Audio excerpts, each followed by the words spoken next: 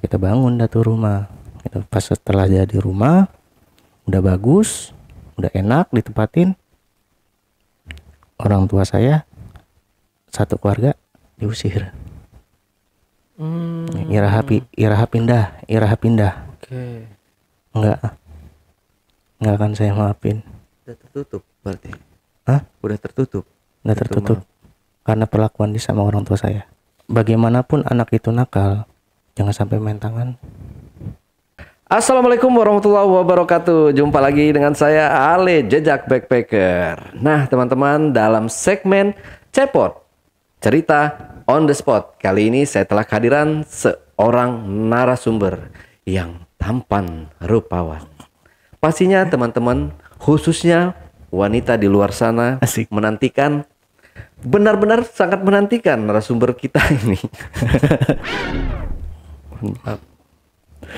Langsung aja kita sapa ke narasumber kita.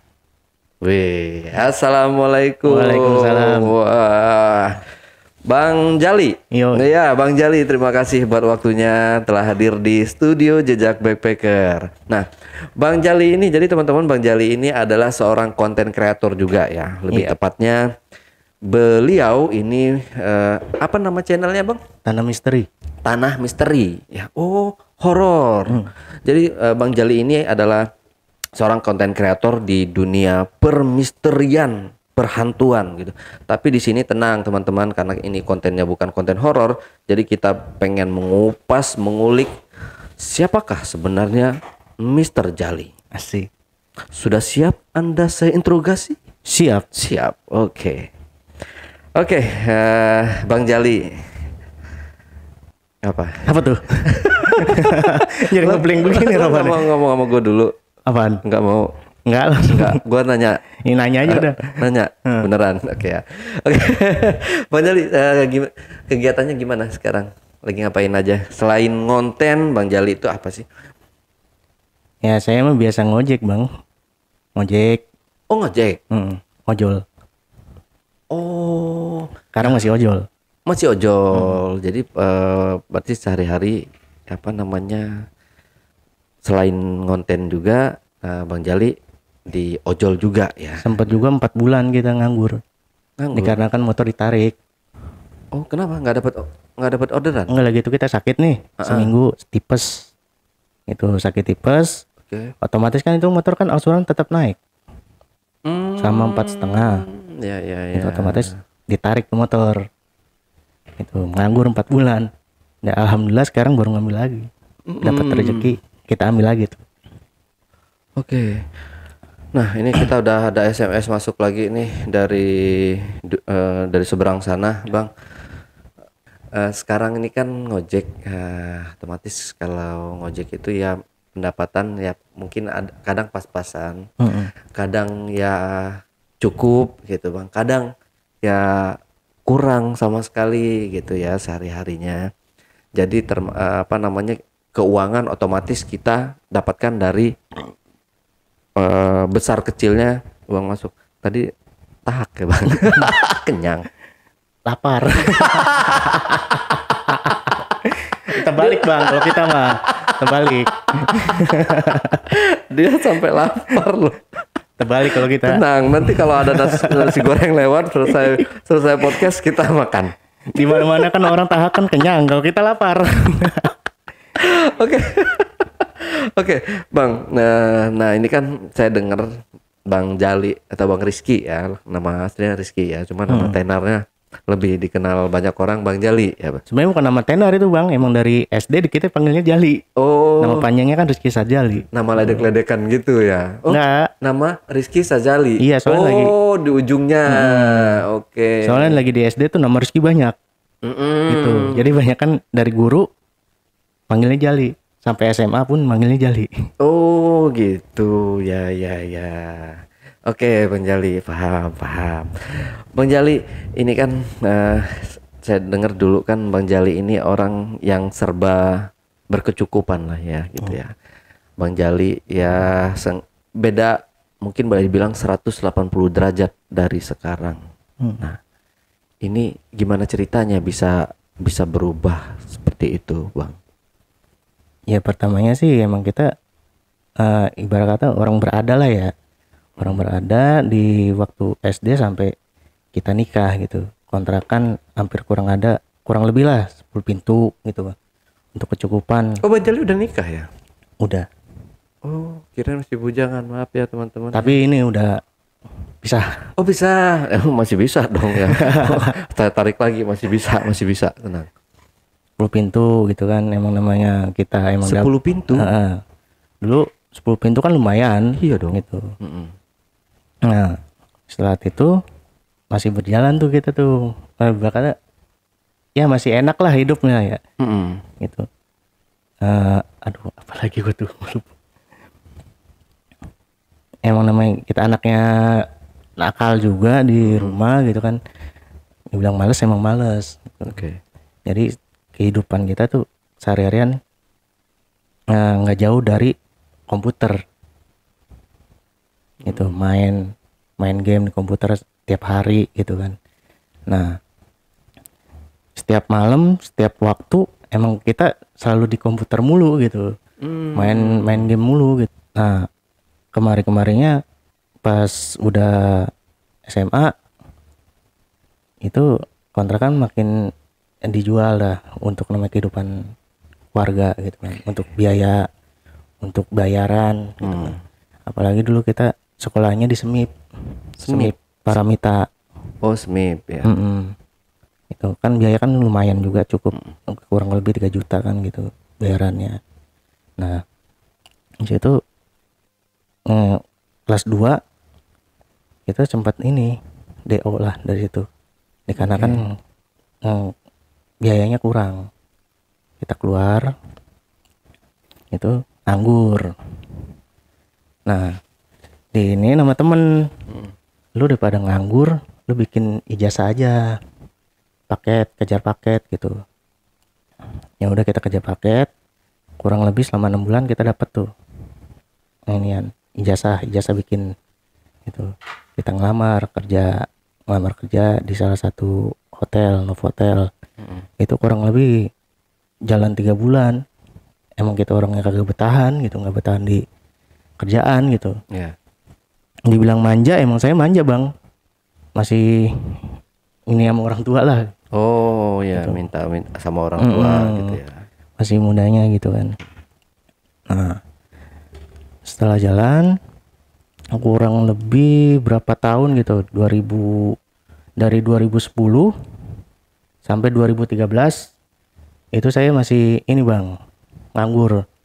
Dari badan saya yang kurus sampai bengkak begini, itu nganggur, kerjaan makan tidur gitu kan. Enggak, ini enggak bengkak kok. Iba kata dulu nggak begini banget itu Bang. Ini masih seksi segini. Masih montok ya, denok dempol nih. Iya. Oke. Ini masih denok demplon pokoknya deh. Iya. Nah udah kayak gitu, kita temen ngajuin untuk ngelamar lagi di restoran di Rawamangun gitu. Gitu. Kurang lebih jalan 2 tahun lah kita di situ di restoran Rawamangun itu. Kita keluar lagi gitu kan.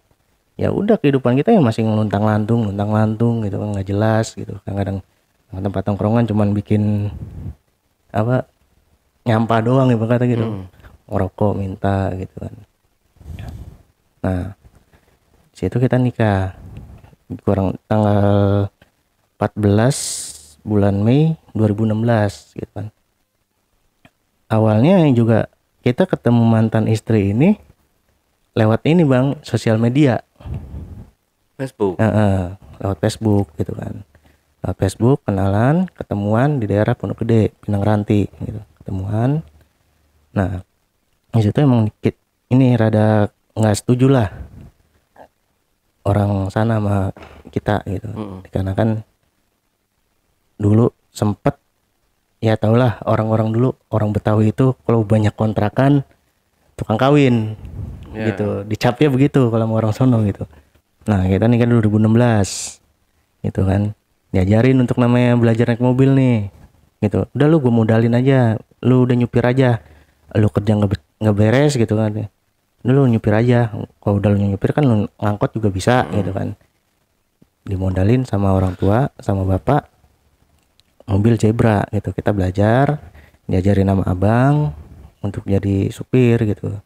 Alhamdulillah kita udah bisa bawa mobil nih. Nah dimodalin lagi mobil yang untuk dulu kan masih zaman Uber itu si Uber dulu ya. Nah, modalin Uber.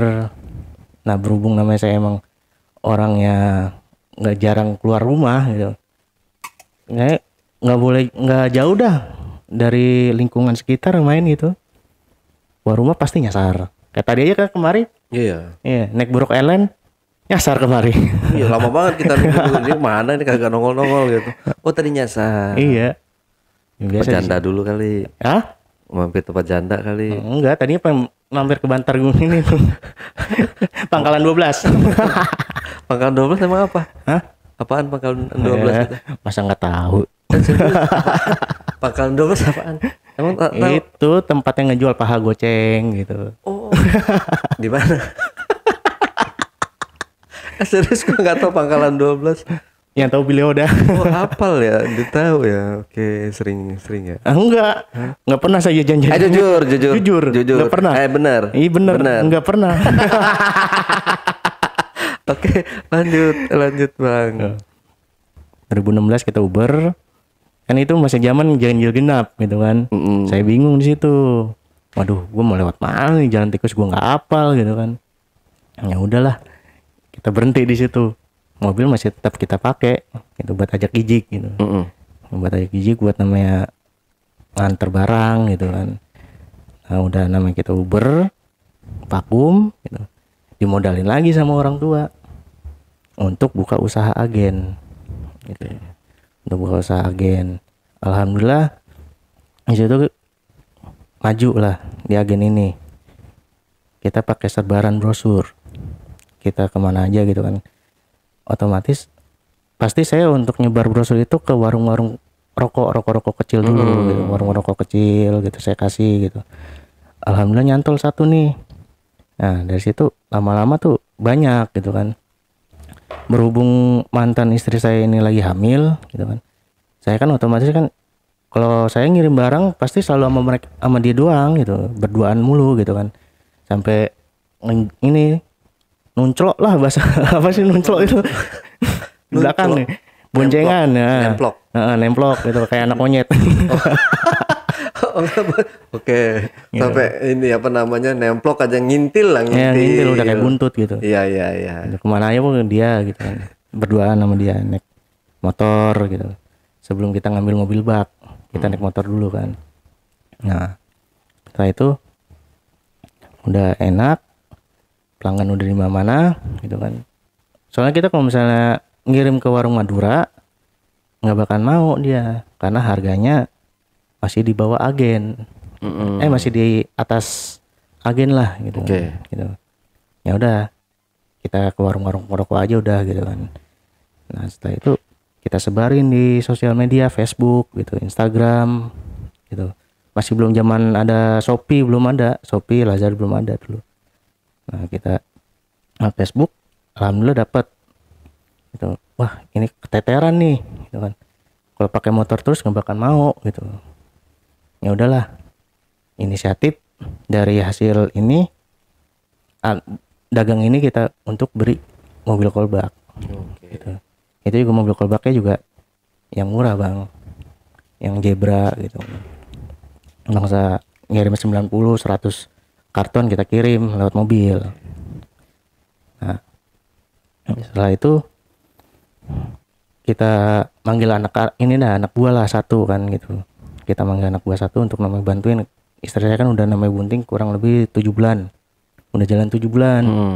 Nggak mungkin dong kita suruh ngangkat-ngangkat gitu kan. Gitu. Ya udah kita manggil temen nih.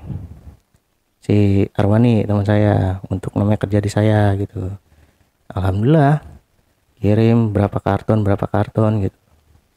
Nah setelah itu disitulah kita udah mulai langsung anjlok. Awalnya 2016 saya masih ngagen gitu. 2016 masih ngagen. Nah jalan setahun kita udah vakum. udah nggak jualan lagi gitu kan. Ini gimana caranya nih supaya kehidupan, namanya udah punya istri, udah punya lagi keadaan bunting kan, kita harus bisa jalan gitu kan.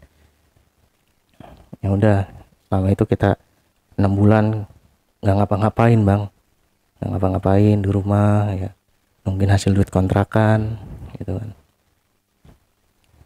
Ya udah sampai istri lahir, istri anak saya yang pertama udah keluar gitu kan dari ituan gitu. Keluar dari apa? Kijing bungkem. Kijing bungkem. Kalau misalnya kita itu ntar ini lagi. Oh iya, oke. Udah keluar dari itu. Lahiran gitu. Sampai kok bisa keluar dari itu?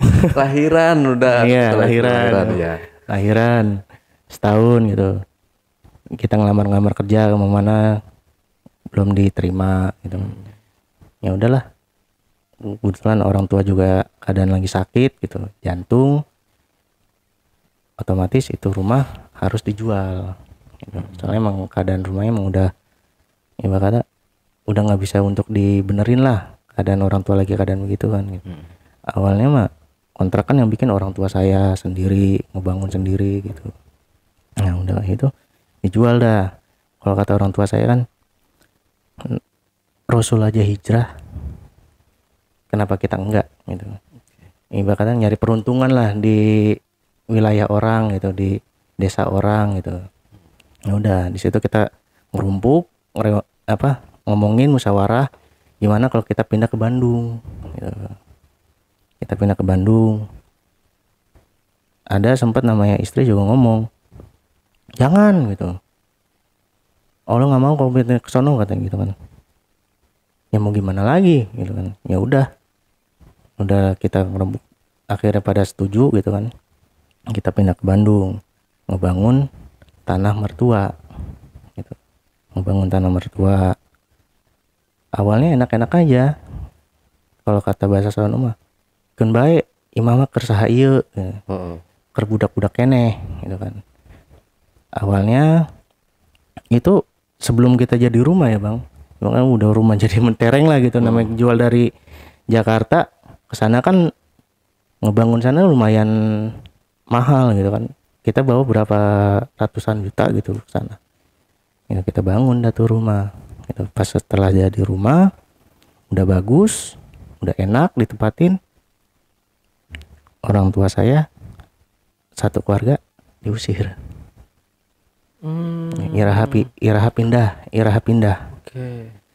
Satu rumah nggak boleh 3 kepala gitu. Padahal semuanya tanahnya beliau udah dibeli sama keluarga saya gitu kan. Awalnya enak-enak aja, awalnya enak gitu kan. Kalau cerita kayak gini jadi ini saya. Wah udah Jadi kayak gitu. pengen...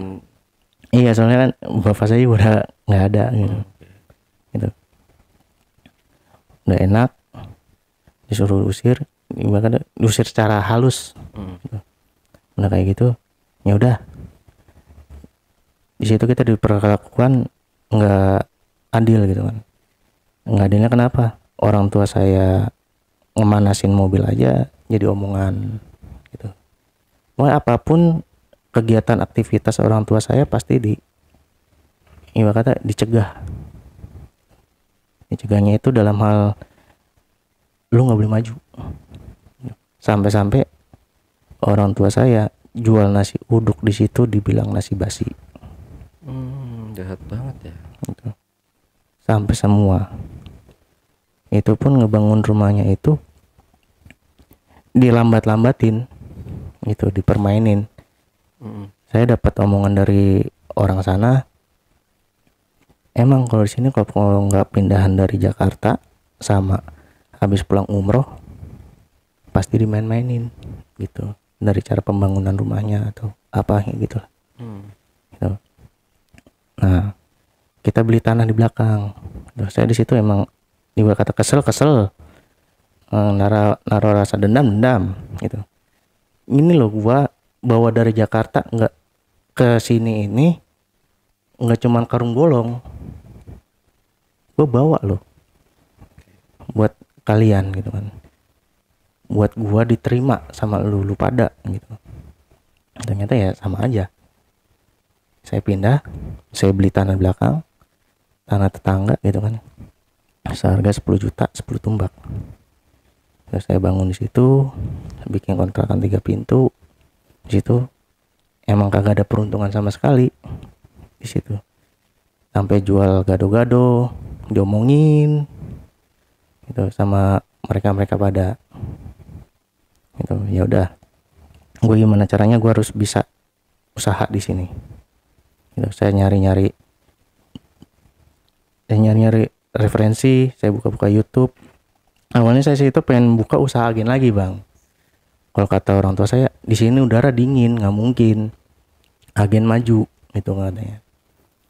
Gimana kalau lu buka usaha peternakan aja gitu.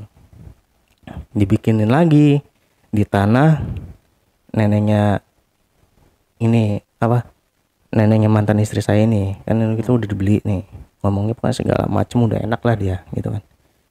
Udah kayak gitu ya beli, kita bangun kandang ayam. Di situ luas tanahnya itu atas, ini kan jurang bang, atas 900 meter, bawah 2300 meter.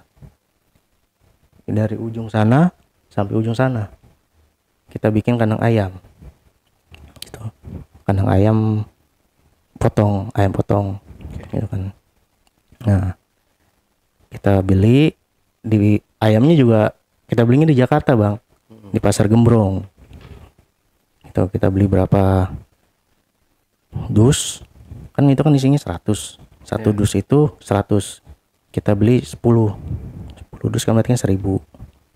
Emang harus kalau kita untuk ke PT itu harus 5000 persyaratannya gitu. Kita nggak bisa jadi peternakan kecil gitu. Nah udah kita bikin peternakan di situ, alhamdulillah maju. Di bawahnya juga kita bikin buat lele, balong gitu, bikin lele.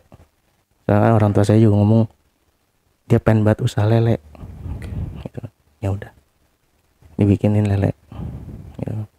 Jadi itu ayam ini kan kalau misalnya amonia kan kalau kena itu nggak bakal, ini pasti peternak apa ayam pasti pada mati. Jadi kita kasih selak, jadi kotorannya langsung ke lele. Gitu.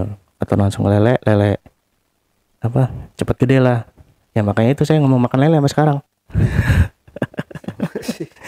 Saya juga kalau makan lele itu suka ini, iya lele. Kalau yang terlalu gede banget itu saya udah curiga nih, wah ini makan kotoran ini. Itu saya pernah sampai gede begitu bang, kurang 3 kilo 4 kilo pernah, cuman rada murah soalnya kita jual ke bakul gitu. Ayam panen, ayam kan nggak jauh kan waktunya sama lele ini gitu.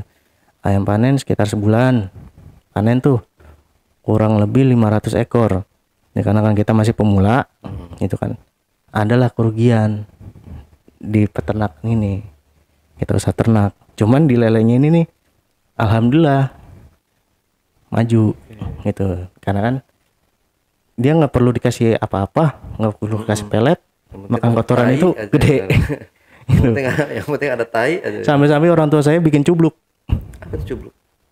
Tempat tongkrongan WC yang pakai bambu. Oh, WC cemplung. Oh ya, gitu. ya. Jadi warga sekitar pengen berak di situ. Ya, kita juga kan jauh dari pemukiman, itu bikin apa kandang ayam itu jauh dari pemukiman, jauh dari warga. Soalnya kalau misalnya kita bikin di dekat warga pasti dapat komplainan gitu. Bau. Ini karena bau tai gitu kan. Alhamdulillah sih tai ayam saya nggak ada yang bau. Wangi. Ini kan pakai inian apa suplemen dari inian NASA. Bercanda dia. Orang udah serius-serius dengerin. Bener dari ini. NASA. Ada itu? Namanya. Oh, nama suplemennya namanya NASA. Dari NASA. Dari NASA. Iya, cek aja Google bang. Suplemen ayam.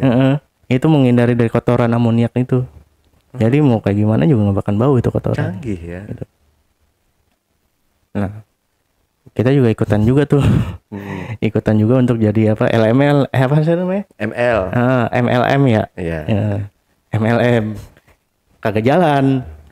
Nah, namanya di kampung rada sulit gitu kan. Kalau nggak kita jual online susah. Iya, Gitu. betul. Kita modal juga 450.000 untuk modalin untuk jadi inian gitu. Iya, member ya. Member gitu. Nah, jalan. Yang ujung-ujungnya ya suplemen itu habis buat ayam aja. Gitu. Nah, di situ ini gimana nih cara ini buat ini lagi kita kembangin lagi, Bang. Kita usaha ternak ayam kampung. Nah, usaha ternak ayam kampung ini cuman kita netesin telurnya enggak dari dikerem sama ayam, dari mesin. Oh, kirain Dari dikerem mesin. sama Hah? Bang Jali. Kalau dikerem sama saya ntar mukanya beda. Badan ayam muka saya. Gitu, bahaya kan ini. Iya, iya. Ya. Nah, kita bikin mesin alat tetas. Bikin mesin alat tetas. Orang tua saya yang bikinin, saya ininya beli indikatornya kurang lebih 38 derajat Celcius sampai kurang lebih 12 hari itu ayam netes. Ya, telur. Itu gimana caranya nih? Kita beli ayam Bangkok satu jantan. Yang lainnya betinanya ayam boiler. Oh, sama dia dikawinin. Enggak. Kita pakai inian. Spermanya kita keluarin. Lah caranya? Lus-lus aja badannya. Apanya? Badan. Badan ayam? Sampai keluar gitu. Bisa? Bisa. Serius, Bang? Serius. Badan ayam? Ini ayam nih. Gimana bentuk ayam ya? Ya kan kita ke belakangin nih. Ya. Kita ke belakangin. Bagian bawah Palanya kita perut ketekin. apa? Perut atas kita gini. Oke. Kita urut-urut gitu. Lama-lama itu ayam terangsang. Ibarat kata kita cokilin lah. Oh, bisa ya? Iya. Nah, keluar tuh sperma. Kita tadangin lewat piring kecil. Oke. Itu kita ini apa? Sedot pakai suntikan mainan bocah. Kita masukin ke inian betina. Gitu. Kan biasanya kan kalau ayam petelur itu kan ngeluarin telur itu tanpa sperma, Bang. Gitu. Dia bunting sendiri. Iya, dikarenakan ini pakai inian jagung. Oh, jagung itu bisa ngambilin ayam? Iya. Masa? Dikasih jagung terus. Oh. Gitu. Oh gitu. Baru tahu loh. Serius dikirain ayam-ayam petelur atau apa alha namanya itu ya. Dikirain ada pejantannya nih. Enggak ada. Tuh. Bisa nelur sendiri. Kasih jagung. Tapi telurnya nggak bisa netas ya? Enggak. Soalnya kan nggak dibuahi pejantan gitu. Kalau sekarang disebut ayam joper. Ayam joper. Silangan antara ayam Bangkok sama ayam petelur. Gitu. Ya. Nah udah. Kalau saya ini kan bukan ayam petelur, ayam boiler betina gitu kan. Di situ saya kurang lebih saya miara 10 ayam boiler, saya gedein sampai usia 6 bulan dia kan baru bisa menetas, baru bisa mengeluarkan hasil telur gitu. Oke. Ya udah saya masukin sel sperma dari ayam Bangkok ini ke ayam petelur. Nah, nelur kita taruh di mesin penetas yang saya buat. Itu kalau orang-orang pada otomatis, kalau saya manual. Jadi setiap itunya saya tanggalin tuh telur tuh. Misalnya baru keluar nih tanggal berapa nih? Misalnya tanggal 1, kurang lebih kan tanggal 12 dia udah keluar anak. Udah netes ya. Nah, di situ alhamdulillah jalan tuh kita ngejual anak ayam ini hasil silangan gitu. Kurang lebih kita ngejual 50 ekor. Itu satu ekornya ini kita jual harga 3.500. Gitu. Diwarnain? Enggak, bukan ayam warna. Oh, bukan ayam warna. Bukan ayam warna, Bang. Kalau ayam warna mah itu bolot. Bang bolot. Bang bolot. Dia selain nama jual ayam warna, dia jual tisu juga. Tisu basah, tisu Itu kan nama belakangnya tuh bolot paseo. Oh, waseso.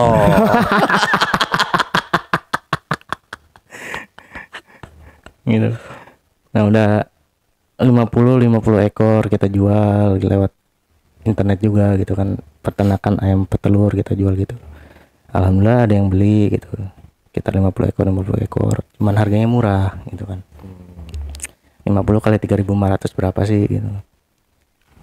Ya udah dari situ, ini gimana nih caranya gue buat lebih dari ini loh hasil gitu. Kita coba lagi untuk usaha ayam anak pelung.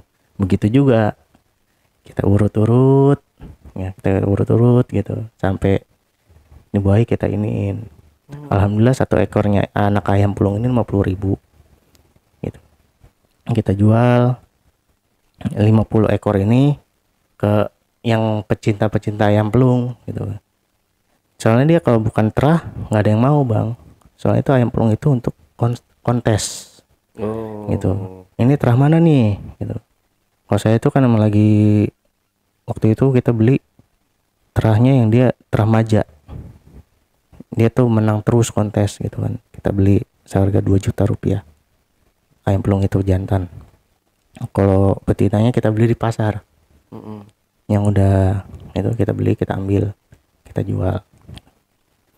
Alhamdulillah 50 ekor ini sih 1.500.000 tuh selama 12 hari. Cuman namanya orang tua udah keadaan udah begitu sakit gitu kan. Ya udahlah. Ini juga orang tua udah sakit hati juga sama orang situ. Awalnya punya penyakit jantung dan komplikasi ke ginjal. Setelah itu rumah kontrakan itu dijual juga. Kan di situ emang udah nggak inilah, beda ini doang sih bang, beda kampung. Kita beli tanahnya lagi gitu. Kita beli tanahnya lagi di sebelah sana, desa sebelah sana. Nah di situ sampingan sama bekas pembunuhan yang dicemplungin ke dalam sumur itu, rumah saya yang itu ini kan. Yang itu kita usaha lagi, bikin peternakan lagi, cuman khusus ayam pelung gitu kan. Ayamnya 5, betina, jantan 2 gitu. Udah terus begitu. Nah setelah itu ayah saya ini udah mulai penglihatannya udah nggak enak. Jadi tuh ngeliat jalanan aja tuh udah putih semua, nggak kelihatan. Dia kalau nggak pakai kacamata riben, kacamata hitam, itu putih semua. Ya udah, ayah mau ke Jakarta gitu. Mau gimana pun hidup mati ayah mau ke Jakarta. Tapi ini gimana usaha itu, kalau mau di sini ya udah di sini. Ya udahlah, saya juga nggak tega ngeliat orang tua saya gini. Ya udah, yuk kita balik lagi ke Jakarta. Pertama ayah saya sendiri ke sana kan, sendiri ke sana. Rumah masih ditinggal, keadaan kosong, nggak ada yang nempatin. Ayah saya dulu ke rumah saudara, tinggal di rumah saudara kurang lebih sebulan di situ. Nah setelah namanya berobat, baru ketahuan ternyata kena komplikasi ginjal. Otomatis harus cuci darah terus. Dapat telepon. Waktu itu saya masih di kampung sama ibu saya, sama anak saya, sama mantan istri saya gitu. Telepon, nenek jangan sedih ya, gitu ya kata saudara. Kenapa sih? Wah, kena penyakit komplikasi. Apaan emang? Kena ginjal gitu. Nah, itu keadaan masih COVID itu bang, lagi rame-ramenya COVID. Lagi rame-ramenya COVID. Ayah saya ke Jakarta untuk berobat gitu. Nah ya udah tuh dapat surat untuk berobat jalan gitu kan. Setiap 3 bulan sekali, kalau nggak salah 3 bulan sekali untuk berobat jalan, cuci darah. Udah cuci darah juga ya? Cuci darah itu. Nah ibu saya nyusul gitu kan. Ibunya saya nyusul kurang lebih sebulan lah tinggal di situ untuk merawat orang tua saya. sebelumnya saya belum ke Jakarta gitu kan. Ibu saya sama bapak saya dulu. Pertama bapak saya 3 bulan jalan, baru ibu saya jalan ke 4 bulan baru nyusul gitu. Pas pulang ayah saya ngomong, "Eh, ini namanya cuci darah itu awal dari penghabisan." Gitu. Ngomong apaan sih Ki? Jangan ngomong begitulah. Nyawa hidup mati pun di tangan Allah. Kita nggak bisa nentuin gitu kan. Ya kan namanya udah cuci darah kan pasti kan, ya namanya untuk itu aja udah ini bang. Ya udah, saya pasrah aja udah. Ya udah, ini mau ke Jakarta apa gimana? Mau ke Jakarta udah. Kita bawa tuh, kita borong dah semuanya, anak anak saya sama bini saya kita bawa ke Jakarta. Ini karena kan di situ emang udah kagak diorangin gitu bang, udah nggak dianggap lah di situ. Ya udah, kita nyari peruntungan lagi di Jakarta. Di situ kita ngontrak awalnya sih saya belum ngojek sampai sekarang kayak gini ya. Ngontrak, kita buka usaha ya jajanan bocah lah gitu kan, jajanan bocah. Nah alhamdulillah tuh jalan tuh, kayak jual roti bakar, terus es teh gitu, sosis, itu lancar gitu. Setiap hari dapat lah, untuk makan doang mah, untuk makan sama untuk uang kontrakan gitu kan. Nah di situ istri saya langsung, aku pengen kerja. Saya cariin kerja, saya lewat sosial media gitu. Dapat untuk jaga warkop. Dia kerja, saya dagangnya di rumah gitu kan. Gitu. Untuk dia juga katanya alasannya sih, ngomongnya sih untuk ngebantu biaya kontrakan atau apapun gitu. Udah kayak gitu, keadaan orang tua saya lagi sakit, dia sempat berani sama orang tua saya, embung tinggal jeung mitoha. Gitu. Udah ngomong aing di Bandung juga dia udah sempat berantem juga, ngebanting mangkok, sampai saya ribut sama abangnya itu gara-gara kelakuannya dia itu. Nah setelah itu orang tua saya wafat, meninggal, dikubur di Bandung itu sempat nggak boleh dimakamin di situ dikarenakan COVID. Bapak saya nggak kena COVID.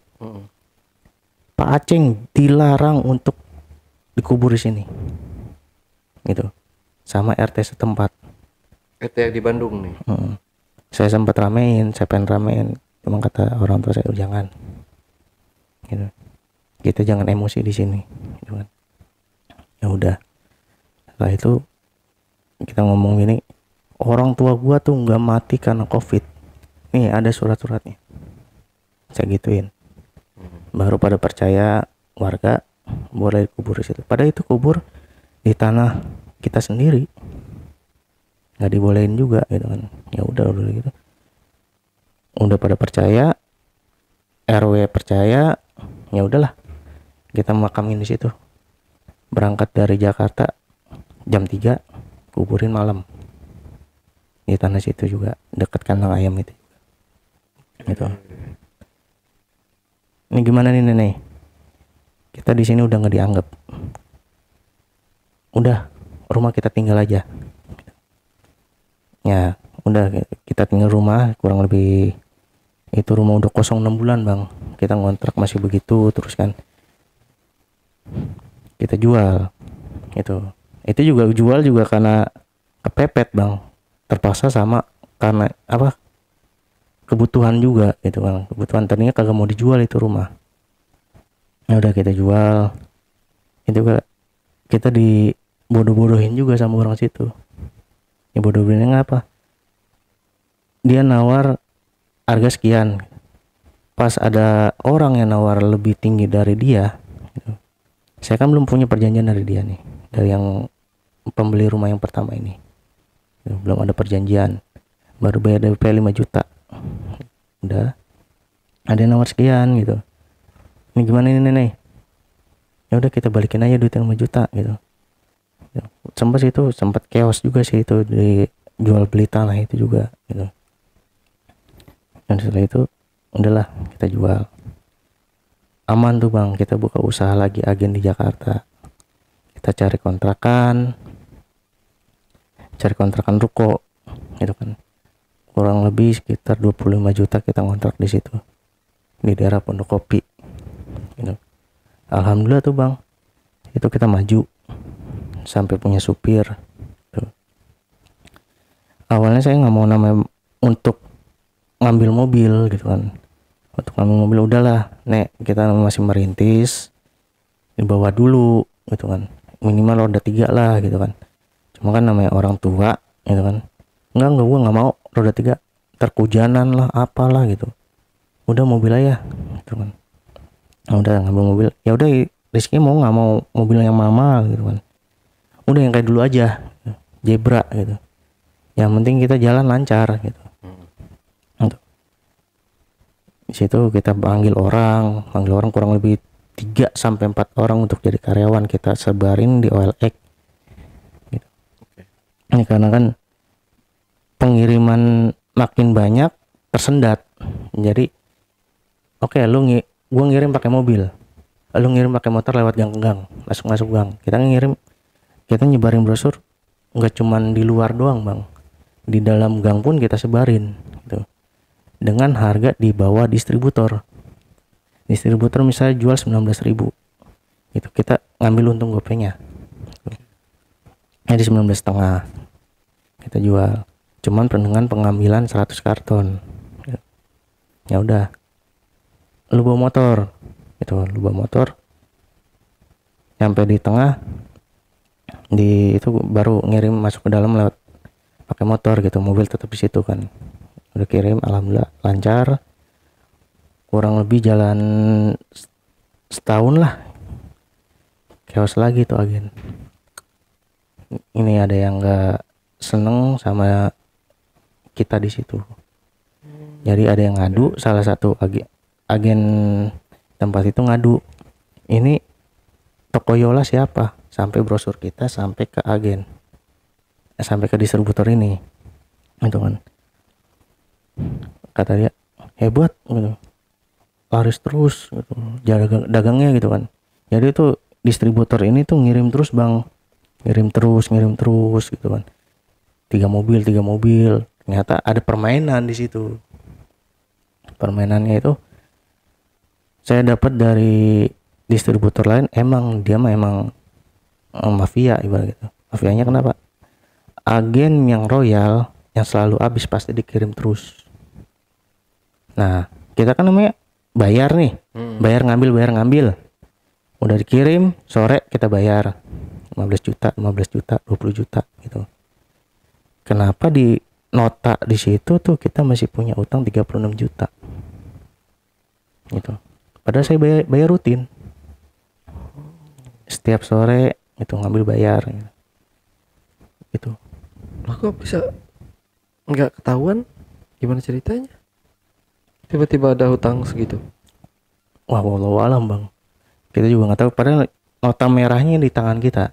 Setiap namanya pembayaran itu kita selalu ngasih nota merah, udah lunas nota putih kita ambil gitu kan. Nah saya marah di situ, ini gimana ceritanya utang gua masih 36 juta, mana pembukuannya gitu. Ada bang di dalam gitu. Kebetulan lagi dipegang sama bos saya. Ya udah panggil bos lu, ngomong sama gua gitu kan. Lagi ini bang, lagi ada tamu, alasannya begitu mulu bang gitu kan. Setiap hari saya ngomong begitu terus ke itu distributor itu, selalu ngomong begitu. Ya udah saya ngomong sama mantan gini, udah nggak usah dibayar, biarin aja, enak aja utang gue tiba-tiba 36 juta tambah ke buku lagu, saya gituin. Ya udah kita pindah ke distributor lain untuk ngambil. Alhamdulillah tuh lancar tuh bang tuh. Ya tiba-tiba di situ kita ditipu juga bang sama supir ternyata. Yang orang kepercayaan ibu saya ini. Kalau kata ibu saya, udah biarin Mbak B kerja sama lu, hitung-hitung ngajarin lu ngegantiin ayah lu lah gitu kan. Oke. Ya udah saya percaya tuh. Awalnya sih enak-enak aja bang, enak-enak aja tuh sama tuh supir gitu kan. Kita royalin gitu, kita kasih ini kasih itu gitu, sampai dia tuh cemburu sosial sama anak buah saya satu ini. Padahal dia apa, dibilang otaknya sih jenius dia buat keuangan gitu bang. Saya beliin HP buat dia, ya kan HP dia rusak. Ya udah nih Bi, lu jaga HP dari gua gitu. Nah HP-nya ini malah si Robi ini nyuruh si Babi ini untuk nyari yang bagus gitu, dipegang sama tuh HP-nya sama dia gitu kan. Enggak itu, setiap saya tanya mana Be HP-nya si Robi, ada sama gua gitu. Itu pas udah kayak gitu, tau-taunya dia bawa uang setiap setoran, alasannya di-storein sama istri saya gitu. Soalnya kan yang ngirim itu sama istri saya sama anak buah saya. Kita tuh bangkrut lagi bang, itu agen bangkrut. Kita sempat pindah ke Tasik gitu. Nah dari situ kita apa ngolah lagi, kita jadi ojek online. Awalnya saya Maxim. Maxim selama kurang lebih jalan 6 bulan, kita balik lagi ke Jakarta. Bolak-balik aja ya. Iya, bolak-balik aja, udah kayak buronan. Nah, kalau yang nanti kita yang ke situ bang. Nah, penasaran sama mantan istri, berarti sekarang udah pisah bang ya. Nah, waktu dia yang sempat nggak mau ngurus atau nggak mau tinggal sama orang tuanya Bang Jali ini, kenapa dia sampai kayak gitu, nggak mau ngurus orang tua, mertua gitu? Nggak mau ngurus orang tua. Maksudnya aing tuh untuk yang tinggal jeung mitoha gitu. Ya namanya itu kan kalau kita tinggal sama mertua ada aja kan omongan. Itu dia nggak mau dibilangin. Oh iya, betul. Dia kalau misalnya emang udah kerja, merasa dirinya paling di atas dari suami gitu. Oh gitu ya sih.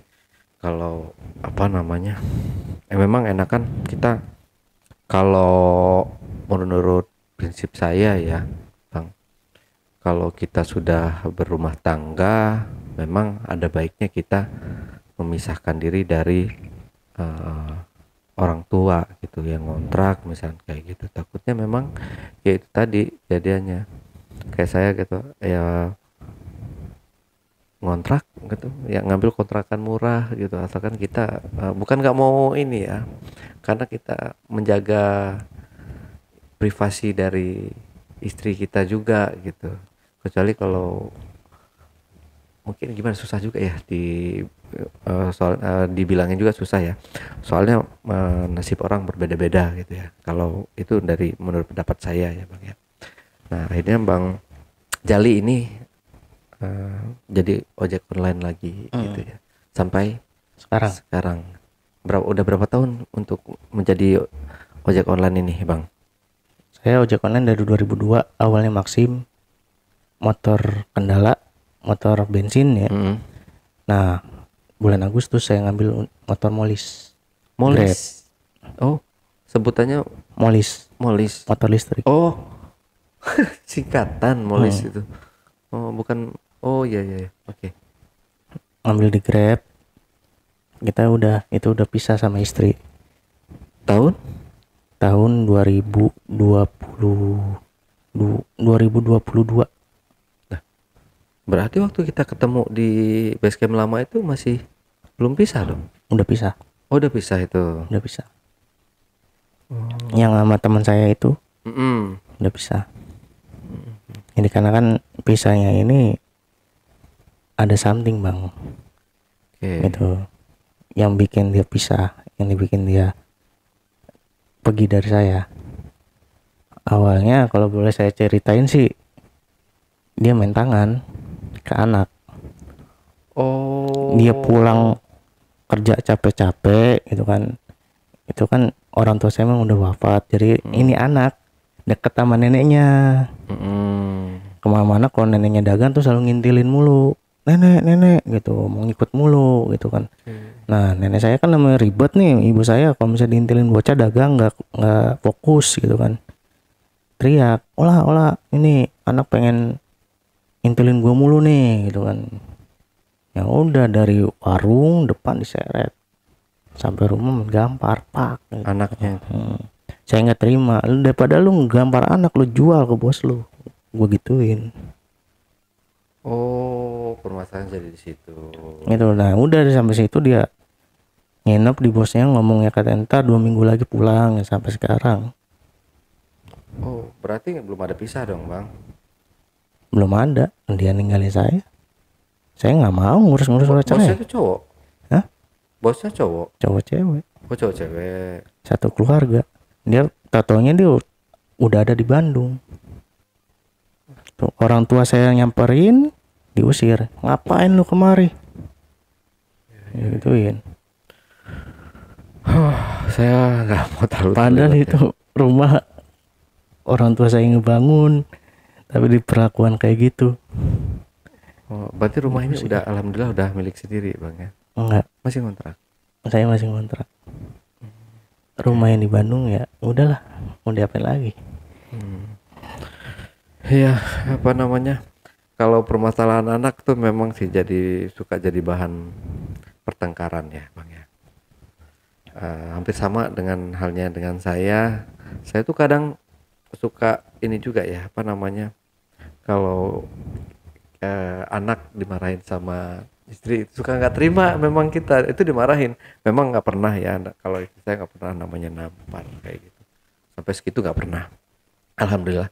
Tapi kalau pas dimarahin gitu, kadang-kadang nih saya suka nggak terima. Tapi kalau dipikir-pikir lagi, kita itu sebagai suami itu memang nggak pernah tahu situasi kondisi di rumah itu seperti apa, repotnya di rumah atau sehari-hari dia sama ibunya gitu kan. Otomatis sehari-hari mereka tuh ya berdua-dua aja tuh.